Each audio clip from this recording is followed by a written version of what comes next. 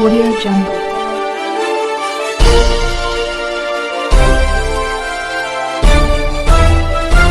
Audio Jungle. अभी आप देख रहे हैं कंचन न्यूज। इसे लाइक शेयर सब्सक्राइब करना ना भूलें ताकि न्यूज का नोटिफिकेशन सबसे पहले आपके पास पहुंचे। अब चलिए खबरें विस्तार से। की राय है क्या उसमें आरक्षण नहीं था? क्या आरक्षण के जो मापदंड थे वो पूरे नहीं किए गए? जैसे कि आपकी नौकरी छीन ली गई या सवर्णों को जो जॉब मिला है वो उनको दे दिया गया बिना एग्जाम के लिए ही दे दिया गया है? कोई कॉम्पिटिशन एग्जाम उन्होंने नहीं दिया था क्या? नहीं, कंपटीशन अभी आपको मैं बता रहा हूँ। वो बीसी के लिस्ट में है मुस्लिम माइनॉरिटी के लोग, उसमें सुरजापुरी हैं, उसमें मलिक हैं, उसमें यादव हैं, उसमें कोयरी हैं, उसमें कुर्मी है। कुर्मी की सामाजिक स्थिति ऐसी है कि उनके 50% लोगों को पक्के का मकान है और जो ओबीसी मुस्लिम सुरजापुरी है उसका 14% का पक्का मकान। मैं कह रहा हूँ देखिए, जिस जो आर्थिक स्थिति संपन्न होगा वो वही पढ़ेगा लिखेगा। हमको आर्थिक दृष्टिकोण से हमको नजरअंदाज किया गया, हमारे साथ नाइंसाफी की गई। अभी आप नहीं देख रहे हैं 12,000 बच्चे उर्दू बंगला टीईटी क्वालिफाइड हैं और आज 10 साल से डंडे खा रहे हैं ड्यू टू मुस्लिम होने के साथ डिस्क्रिमिनेशन उनका हो रहा है। और अभी बीपीएससी ने एग्जाम लिया, हमारे जो उर्दू भाषी बच्चे थे उनको कंफ्यूज कराया ताकि वो सही से एग्जाम नहीं दे सके। ये षड्यंत्र हो रहा है सेक्रेटरीट में बैठकर कि किस तरह माइनॉरिटी के लोगों को नौकरी। उन बच्चों को जो उन्होंने कॉम्पिटिशन फेस करके नौकरियां ली है, आप उनसे सवाल खड़ा कर रहे हैं कि उनको नौकरी दिया गया है। मैं आपने मेरी पूरी बात नहीं सुनी। मैं कह रहा मैं साधुवाद देता हूं उस समुदाय को जिन्होंने अपने हिस्से से ज्यादा नौकरी पाई है, उनका सामाजिक चेतना जगा, उनके एमएलए हुए, उनके मिनिस्टर्स हुए और उन्होंने उसकी वकालत की। लेकिन मुसलमानों का जो एमएलए बन गया वो सरकार की चाकरी करता रहा, लेकिन मुसलमान जो वंचित हुआ उसकी बात नहीं कर पाया, उसके लब नहीं खुल सके।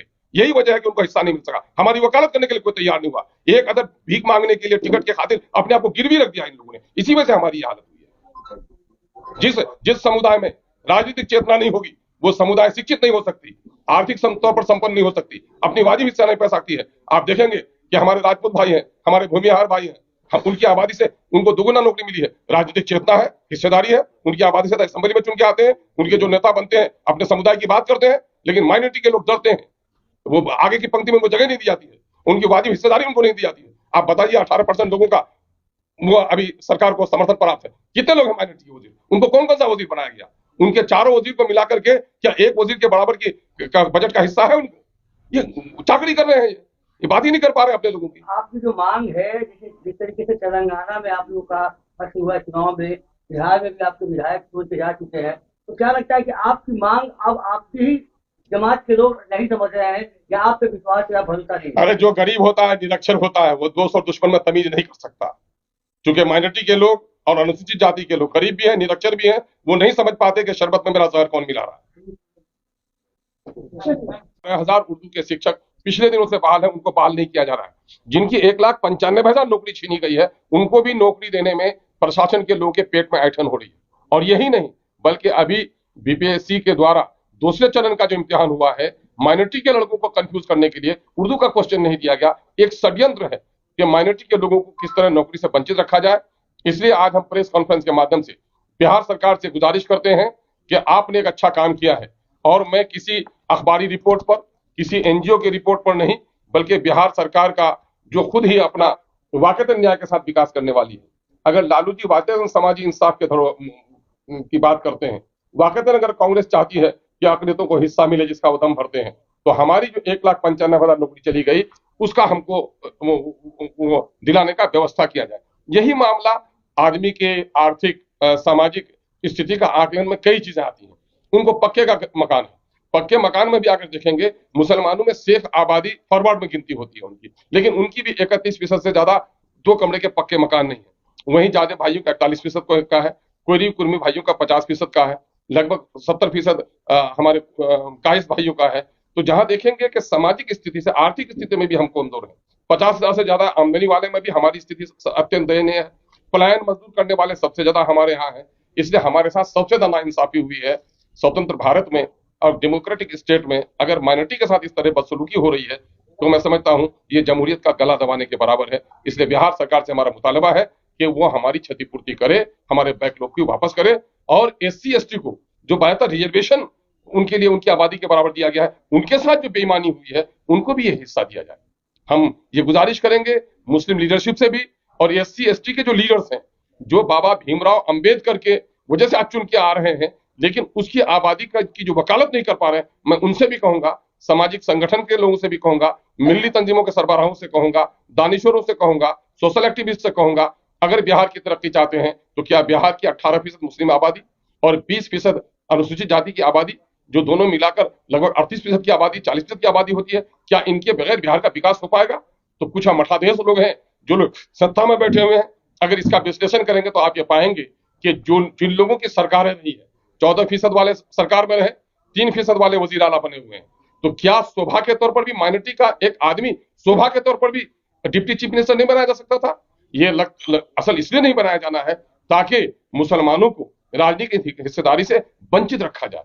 एक साइकोलॉजिकल वार है बिहार में कि किस तरह से मुसलमानों को बद से बदतर किया जाए, इसका मैं भंडाफोड़ कर रहा हूं और मैं समझता हूं कि बिहार सरकार वाकई अगर इंसाफ न्याय के साथ तरक्की का दावा करती है तो हमारे साथ न्याय करेगी और हम माइनॉरिटी के और अनुसूचित जाति के लीडरों से कहना चाहूंगा, भीख मांगो, लड़ने की आदत डालो। अगर लड़ने के लिए खड़े हो जाओगे तो मांगने से भीख मिलती है, जो भीख मिली है। और जिन लोगों ने लड़ाई लड़ी है मैं उनको साधुवाद देता हूं कि उन्होंने अपने हक से भी ज्यादा हासिल किया है। ये सब कुछ इसलिए है कि माइनॉरिटी के लोग हाशिया बरदार होकर रह गए हैं, दूसरे के झंडा बरदार हैं, अपनी उनकी कोई सियासी ताकत नहीं है। MIM दावत देती है कि सियासी कुव्वत पैदा करो और अपना हिस्सा लो, वरना आने वाले दिनों में तुम्हारी नस्लों के बच्चे भीख मांगने के अलावा उनके पास कोई भी रास्ता नहीं है। उनके दिल की बात क्या है? मैं तो ये कहूंगा कि उनकी कुछ मजबूरी भी रही होगी। पहले वो कमंडल वालों के साथ रहे, कमंडल वालों का साथ छोड़ा तो मंडल उनको याद आया। मंडल कमीशन का दूसरा प्रारूप है ये, और मैं समझता हूं ये काम सराहनीय है कि उन्होंने किस जाति की क्या आर्थिक स्थिति है। मैंने ऑल पार्टी मीटिंग में माननीय मुख्यमंत्री जी से कहा था कि आपने इस वक्त जातियों की गणना पेश कर दी है, एक पैथोलॉजिकल रिपोर्ट है लेकिन उसकी दवा नहीं है। उन्होंने कहा था कि मैं सदन में आर्थिक सामाजिक आकलन करके सारा रिपोर्ट पेश करूंगा। रिपोर्ट पेश किया है। रिपोर्ट पेश करने के बाद एक काम तो उन्होंने किया है कि जिनकी आबादी बढ़ी है, SC ST की, OBC की आबादी का रिजर्वेशन का दायरा बढ़ा है, अब 75% चला गया रिजर्वेशन का मामला। लेकिन मामला ये है कि जिनके साथ नाइंसाफी हुई उनके साथ वो क्या कर रहे हैं। हमारा साफ दावा है कि दूसरे लोगों को उनकी आबादी की दुगुना हिस्से से दुगुना नौकरी मिली, और मुसलमानों की जहां 3,66,000 नौकरी हो रही थी वहां मुसलमानों को 1,73,000 नौकरी देकर के 1,95,000 नौकरी जो हमारी छीन लिया आपने, उसका क्या व्यवस्था कर रहे हैं? जो अनुसूचित जाति का 1,10,000 नौकरी आपने दबा के रख दी है, उसके साथ क्या इंसाफ कर रहे हैं? तो मैं दलित अनुसूचित जाति के लोगों को और मैं मुसलमानों को यह दावत देता हूं कि आप उठिए और अपने हक की लड़ाई लड़िए। क्योंकि देखा यही जाता है कि जिन लोगों के लोग ऑफिसर होंगे उन्हीं का कम्युनिटी के लोग चपरासी बाल होंगे। जो लोग ऑफिसर बैठते हैं उनकी फाइल आगे खिंच सकती है।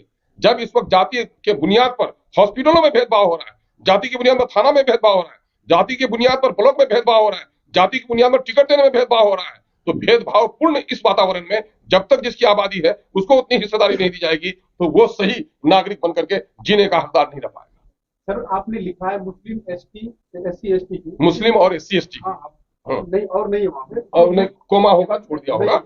हाँ, मुसलमानों की किसी बरादरी को तो ये दर्जा ही नहीं मिला SC ST का। नहीं, आपने नहीं पढ़ा होगा। आपने क्या मुस्लिम वहाँ कोमा होगा, SC एवं ST की मुस्लिम है ना, कोमा है वो SC ST अंडरस्टूड है। आप लोग पढ़े लिखे आदमी था तो समझते ही होंगे। आपके सांसद मांग भी करते हैं मुसलमानों की, मैं वो मांग है, लेकिन यहाँ जो मामला है मुसलमान और SC ST, ऐसे आपको यही समझना चाहिए कि जो वर्तमान में SC और ST है, कल मुसलमान आएगा तो अच्छी बात है, वो भी आ जाएगा, है ना। सांसद आपके बराबर मांग भी करते हैं। संसद ही मांग नहीं करते हैं, पूरे देश की।